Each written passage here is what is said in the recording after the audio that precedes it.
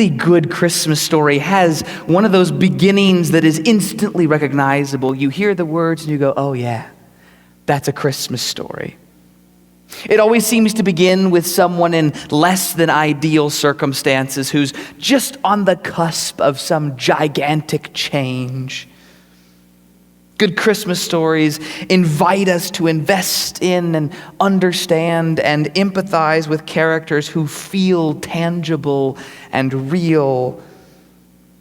And when you hear a good Christmas story, you just know it immediately. You can't wait for it. You love it because you can relate to it. Perhaps your favorite Christmas story text reads something like this: $1.87. That was all. And 60 cents of it was in pennies. Pennies saved 1 and 2 at a time by bulldozing the grocer and the vegetable man and the butcher until one's cheeks burned with the silent imputation of parsimony that such close dealings implied. 3 times, Della counted it. $1.87. And the next day would be Christmas. O. Henry's The Gift of the Magi. Or perhaps your Christmas type of story goes more like, "'Twas the day before Christmas, and all through the hills the reindeer were playing, enjoying their spills. Well, every so often they'd stop to call names at one little reindeer not allowed in the games. May's Rudolph the Red-Nosed Reindeer." Or perhaps you're more familiar with and lean towards Marley was dead to begin with. There's no doubt whatever about that. The register of his burial was signed by the clergyman and the clerk and the undertaker and the chief mourner. Scrooge signed it, and Scrooge's name was good upon change for anything he chose to put his hand to. Old Marley was as dead as a doornail. A Christmas Carol. Or perhaps one of my childhood favorites. The village children called him Mr. Gloomy. But in fact, his name was Toomey. Mr. Jonathan Toomey. And though it's not kind to call people names, this one fit quite well. For Jonathan Toomey seldom smiled and never laughed. That's from The Christmas Miracle of Jonathan Toomey. You know a Christmas story when you hear it. You want to settle back and you want to sit with a blanket and a fire and perhaps a cup of hot cocoa and listen and hope that the moment of reading never ends. And the Christmas story is no exception. It begins in the Gospel of Matthew with an easily recognizable beginning. I mean, who doesn't know the Begats, right? It's got characters who are often in less than ideal circumstances and on the cusp of some really big life change. It invites us to understand and empathize and relate to these characters who are tangible and real. But if you haven't related to the Christmas story before, perhaps it's because we don't usually tell it well at all.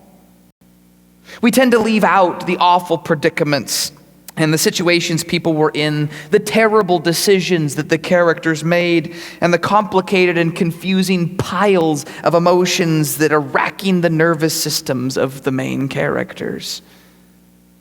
The Christmas story really has all of the elements of a good Christmas story.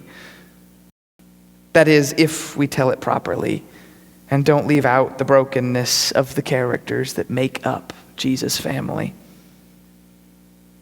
Perhaps, if we tell the Christmas story correctly, it might just hold actual hope for us normal humans in the Christmas season. Shall we? It begins in Matthew. And our text reads like this. This is the genealogy of Jesus, the Messiah, the son of David, son of Abraham. And Abraham was the father of Isaac, and Isaac the father of Jacob, and Jacob the father of Judah and his brothers. And Judah was the father of Perez and Zerah, whose mother was Tamar. And that is bothersome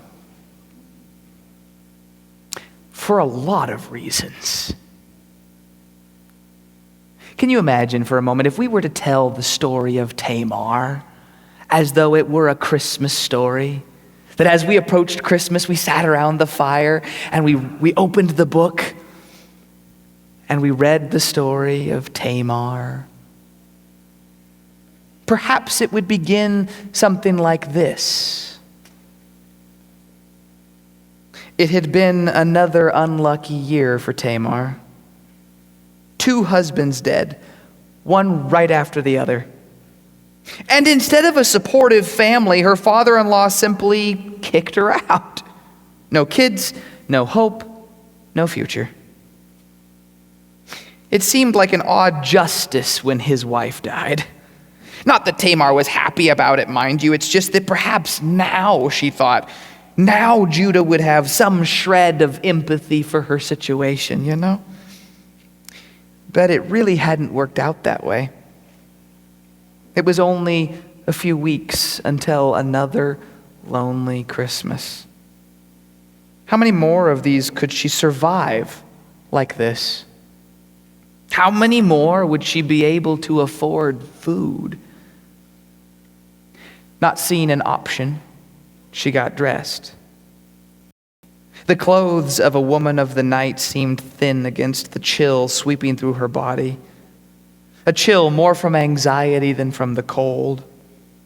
She could see him coming down the road now. What a backwards life this had been. So far from the glamorous imaginations of childhood. Hey there, stranger. The words felt like nails scraping and scratching as they awkwardly fumbled their way out of her mouth. And our text reads, Judah was the father of Perez and Zerah, whose mother was Tamar. And Perez was the father of Hezron, and Hezron the father of Ram, and Ram the father of Amminadab. Amminadab, of course, you all know, was the father of Nahshon. Yeah, you knew that was coming, right? Of course. And Nahshon the father of Salmon, and Salmon the father of Boaz, whose mother was Rahab. And that is problematic for a host of uncomfortable reasons that we don't like to talk about.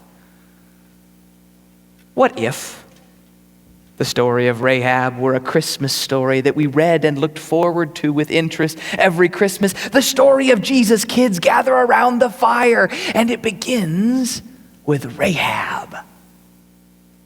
Perhaps it would read something like this. They were upstairs, both of them. How long had it been since she had put a man to bed and left the room? She couldn't remember. And all of a sudden, her body felt tired. How had she ended up here? The officer standing in front of her coughed gruffly, drawing her attention back to the inquisition that had been going on for several minutes now. Ma'am, you said both of the spies did stop at your establishment this evening? Her mind raced. Why was she protecting strangers? Men at that. Why was she protecting 2 strange men?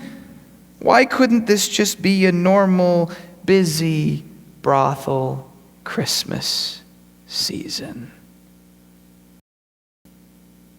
And the text reads, Salmon was the father of Boaz, whose mother was Rahab. And Boaz was the father of Obed, whose mother was, anybody know? Ruth.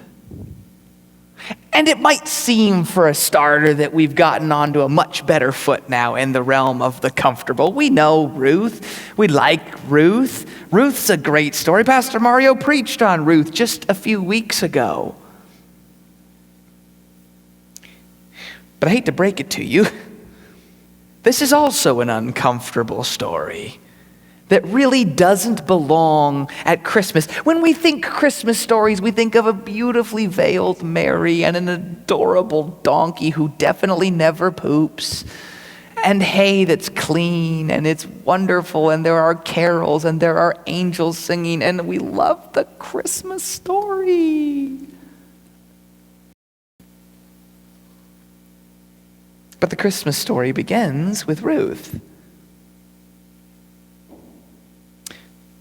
What do you think it might sound like if every Christmas, when we gathered the family around the fire to tell the story of the family of God, we began with the story of Ruth? Maybe it would read something like this.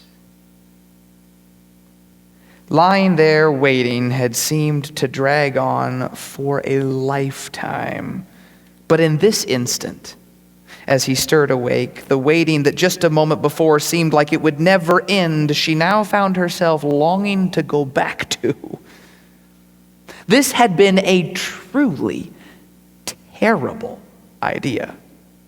She was from Moab, and there was no way any good, self-respecting Israelite man would ever consider being attached to her in any way, much less this way.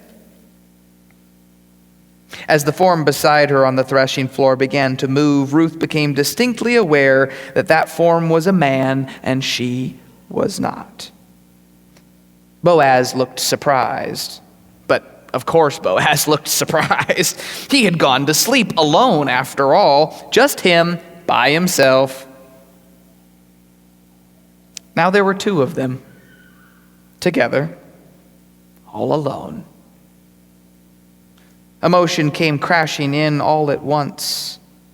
In that moment, the sting from the deaths, the fear of leaving her home, the journey, the tension between faiths and customs, the dread of the fast approaching Christmas season, all of it hit in that one moment.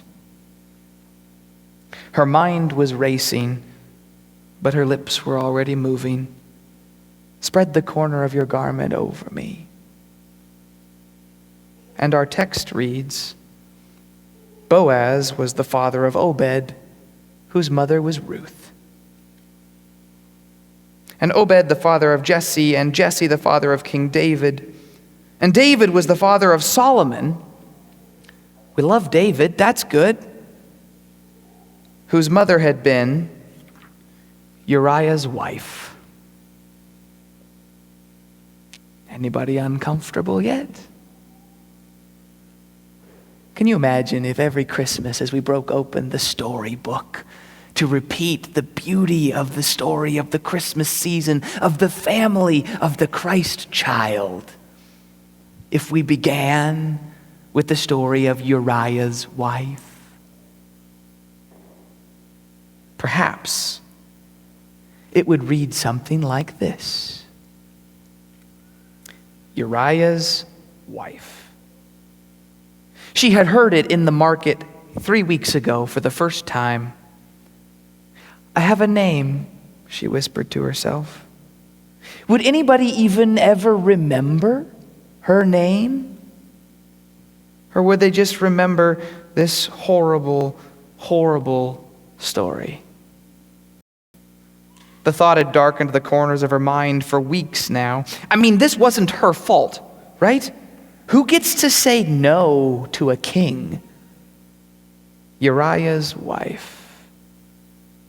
She missed Uriah. Christmas was supposed to be a wonderful time with family, right? Except this year, family was all screwed up. Uriah was gone, and in his place was the child. Her child, his child, not Uriah's, David's. the kid that David had by Uriah's wife. I have a name, she whispered to herself.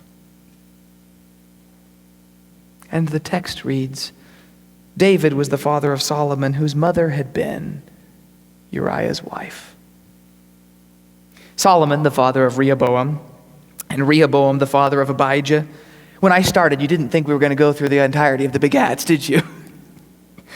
Abijah, the father of Asa, and Asa, the father of Jehoshaphat. Jehoshaphat, the father of Jehoram, who had Uzziah, who was the dad of Jotham, dad of Ahaz, who had Hezekiah. Hezekiah, the father of Manasseh, Manasseh, the father of Amon, Amon, the father of Josiah, and Josiah, the father of Jeconiah and his brothers at the time of the exile to Babylon. After the exile to Babylon, Jeconiah was the father of Shealtiel, Shealtiel, the father of Zerubbabel, and Zerubbabel, the father of Abiud, and Abiud, the father of Eliakim. Eliakim fathered Azar, and Azar Zadok, and Zadok Achim, and Achim, the father of Eliud, and Eliud, the father of Eleazar, and Eleazar, the father of Mathan, and Mathan, the father of Jacob, and Jacob, the father of Joseph, the husband of Mary, and Mary was the mother of Jesus, who is called the Messiah. Now, finally, we're to a beautiful story, right? Now, finally, we're to a story of committed God followers who aren't in super duper sketchy lines of work or who are doing ethically questionable things to keep their lineage and their life possible. Now we're finally to a stable place. This one involves angels, right? And this one involves God, and it involves an adorable little baby. And it involves a cousin with a miracle who gets pregnant at an old age. And it involves a funny story about an old man who went to the temple and came out unable to speak because he saw God. We love this story. We love the nativity. Except we don't tell it well, ever. We might tell you from the front that it's a messy story, and then kind of clean it up nicely, and we go home happy about it. Can you imagine if every Christmas, when it came time to read the story of Christmas, time to read the story of the family of Jesus, we began with Mary? Perhaps the Gospel of Matthew and Luke, from a different perspective, might read something like this. Joseph hadn't had her stoned, and she guessed that was a good thing. On days like today, it didn't feel very much like a good thing. Subtlety wasn't the townspeople's strength. On the one hand, she didn't blame them for their cruelty. The pregnancy was, after all, impossible to explain. What was she supposed to do? Stand up on the street corner and just say, "Excuse me, everybody, God's the one who put the baby in me." Mary chuckled bitterly at the thought of how that would go over. Blasphemy would get added to the already long list of sins that people were sure that she had committed. Yeah. On days like today, it took work to keep her thoughts directed heavenward. It was almost Christmas, and she still didn't understand. Why would God want to start God's human family this way? And the text reads, "And Jacob, the father of Joseph, the husband of Mary." And Mary was the mother of Jesus, the one that we call the Messiah. We are beginning the celebration of Advent, the coming of God to be one of us, with us. And the Christmas story as told in the Gospel of Matthew through the begats and through the genealogy through the family tree of Jesus, shouts to us that God is the God of brokenness. And as such, Christmas is the holiday for broken people. Christmas is the holiday for sinners. Matthew doesn't follow our Christmas tradition of dressing things up and getting the family all together and putting them in the corner for a picture where everybody smiles and you're trying to get Timmy to look nice and turn around for the fourth time and snap the picture that makes it look as though everybody's gotten along really, really well, and we really do indeed, in fact, love each other. And we'll look back with fond memories and hopefully forget the disagreements and the frustration that happened at this Christmas. Matthew doesn't tell that kind of a story. He tells the story of a family in absolute shambles. A family torn apart by people who made awful decisions. A family torn apart by moral bankruptcy and confusion and uncomfortable issues that we certainly don't like to talk about, most definitely not in church, and 100% sure not at Christmas. Jesus, family.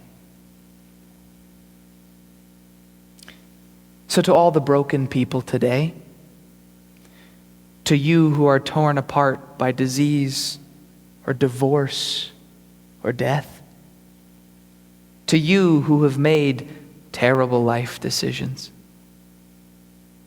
to you, the one held captive by bitterness or jealousy or anger, to you, the one with the secret bad habit today that you don't want anyone to know about. To you, the one whom life is beat up on. To you, the one who thinks you don't deserve anything good. The Christ of the Christmas story is your God. This is your place. And Christmas is your holiday.